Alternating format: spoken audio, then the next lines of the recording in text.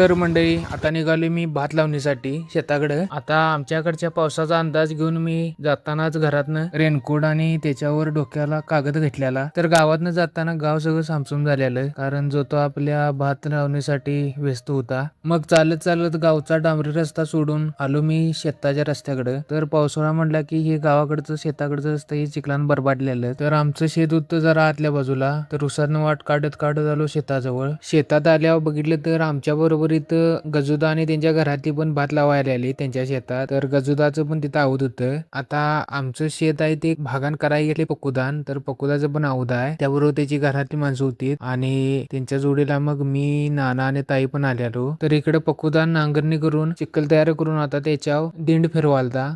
आता ही आमची रानं आधी उसाची होती आणि त्यात ही माती जरा चिकट असल्यामुळे गणी बैलांच्या अवताच्या नांगरीला आणि दिंड फिरवताना पाक सगळा दिंड आणि नांगरी चिखलान भरायची. वरच्या ओप्यात गरगरीत चिखल करून झाल्यावर पकुदान बैल खालच्या ओप्यात आणली. आता आमच्या खालच्या ओप्यात होता तरवा. खरं तो तरवा जरा चांगला वाढला नव्हता, पिवळसर पडलेला. मग जेवढा चांगला तरवा आलाय तो सगळ्या बायकाने आणि आम्ही जमल तेवढा काढून घेतला. ह्या ओप्यातली नांगरणी करून झाल्यावर मग जेवणाची पण वेळ झालेली. मग हातावर भाकरी आणि भाजी घेऊन मस्तपैकी झाडाच्या आडाला भाकरी खाली. मग सगळ्यांचं जेवण झाल्यावर पकुदान पण आपल्या बैलासनी एक एक भाकरी चारली. भाकरी खाऊन झाल्यावर मग सगळ्यांनीच कामाला जोर लावला. दिंड आणि गोट्टा फिरवून गरगरीत चिखल करून घेतला आणि मग लागलीच मग खालचा ओपा पण बायकांनी रवाय चालू केला.